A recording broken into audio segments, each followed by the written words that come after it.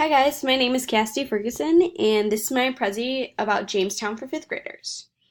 Okay, we're going to start off with core concepts over here, and with a mind map that talks about really what we're going to just cover in this Prezi. So first we have start of the settlement. That's going to cover who, where, and why. From there we go to rough beginnings, which describe Jamestown's rough beginnings that have to deal with death, food shortages, disease, and their savior Powhatan. From there, we talk about specifically John Smith, who had an impact with his trade and exploration, with his story with Pocahontas, and his leadership, which really comes down to his coming to power and then his eventual leaving of Jamestown. From there, we have the starving time, which is kind of a smaller topic, but still important. From there, we talk about re-emerging of Jamestown, and that really had to do with Lord Delaware and then John Rolfe. John Rolfe contributed two things having to do, one with tobacco and the other with the story of his marriage. From there, we go to growing the settlement, which talks about establishing a government and then when African slaves arrive.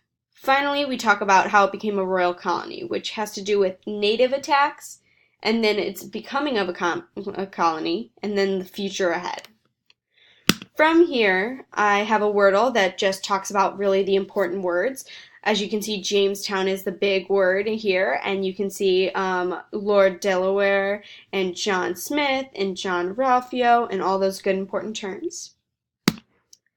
From here, we're going to talk about the start of the settlement. It was in the end of 1606 that the English ruler, King James I, granted charter to the private company to build a new settlement in the Americas, 3,000 miles away. So then on May 14th, 1607, after arriving on the land, the settlers named it Jamestown. So then, who were the settlers? They were 100 members of the Virginia Company. They were all Englishmen, but some of them were soldiers, some of them were laborers, some of them were aristocrats, but all of them were explorers. And then eventually, to come later, would be indentured servants would come, and then African slaves. From here, we talk about where was the Americas, generally in the Chesapeake Bay region of Virginia. It was near James River, which made it genuinely a very swampy land. Now, why? Why did they settle? So the primary goal of any of their settlements was to find gold and find a water passage to Asia. Then why were they close to the river, the James River? Well, they were close for the water source, but they weren't too close as to stay out of range of these firing ships that might come up the river to attack. From here, we're going to talk about rough beginnings. So rough beginnings is when they started out. They had a really tough start with a really rough winter, which only 40 of the colonists survives.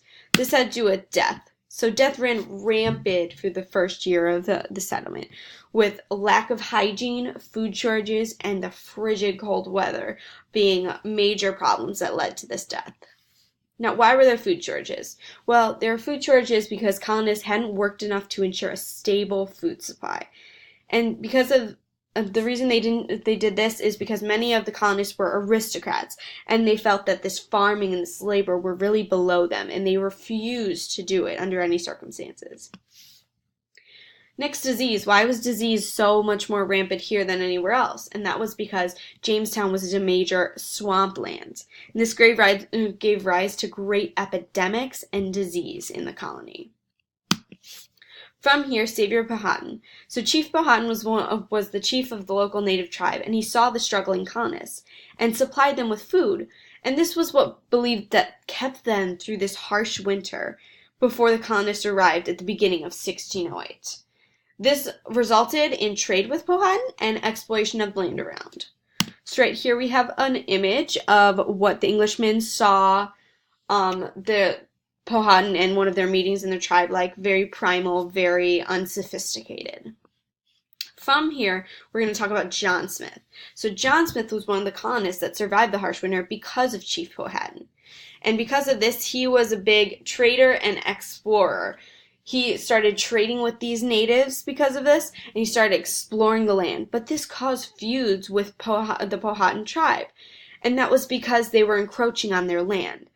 So after the 1607, John Smith devoted his time to repelling these native attacks and mapping the area, which here you can see his map that he actually, his final map that he derived.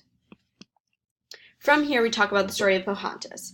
So finally, in December of 1607, Smith was captured by Chief Powhatan.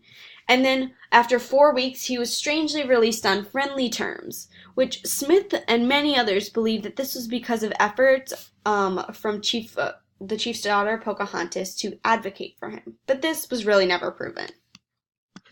From here, we talk about his leadership. First, his coming to power. And his coming to power really was in September 1608. Because of his efforts with trade and exploration, he was elected president of the local Jamestown Council, where he imposed a really rigid structure that was built upon the idea of those who don't work, don't eat. He believed that these colonists need to be compelled to work to increase this food supply, and this actually helped the settlement make it through the winter and get into much of 1609. Then finally leaving Jamestown. Because he was strict, when he left, many of his peers were not that upset about it because they felt suffocated under his leadership style. So then in October 1609, Smith received a really bad gunpowder injury, which caused him to leave Jamestown for London to seek medical treatment. Unfortunately, he never returned.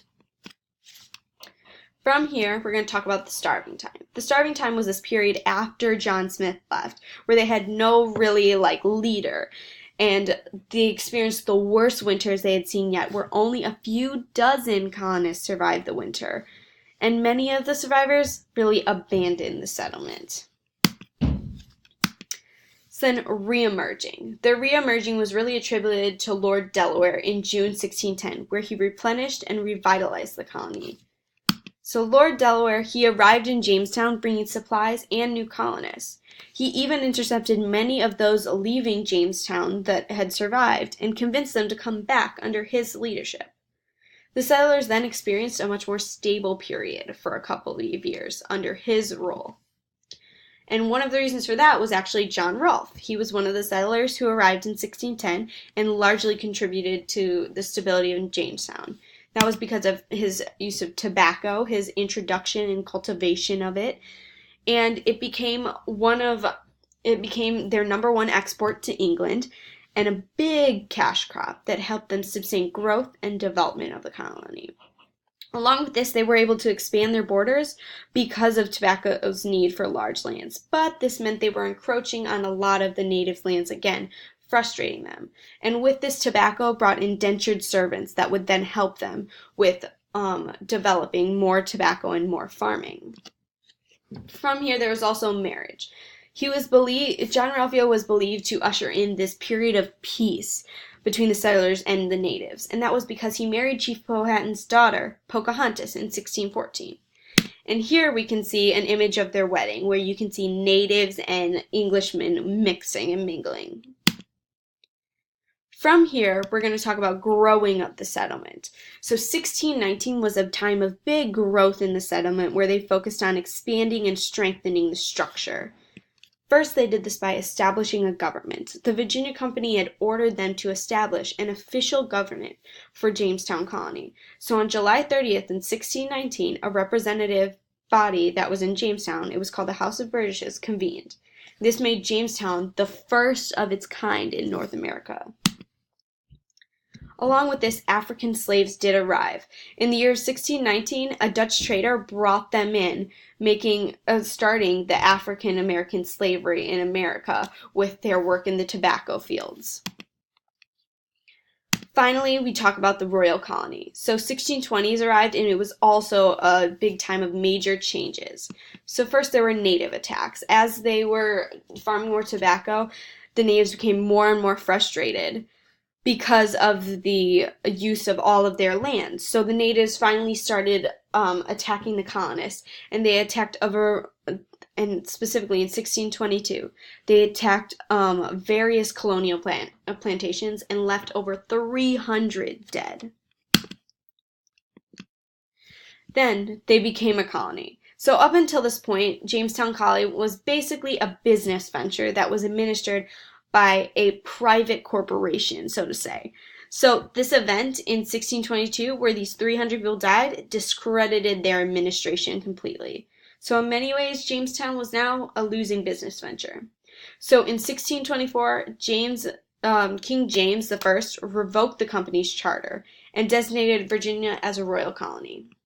So then finally, the future ahead. So the town thrived for the next couple of decades in the 17th century. Then 18th and 19th, it had a gradual decline until in the 20th century, archaeologists uncovered many of the buildings that are now a big tourist location today. So then finally, we have a little wrap-up song that helps cement the ideas and really remember the timeline of it all.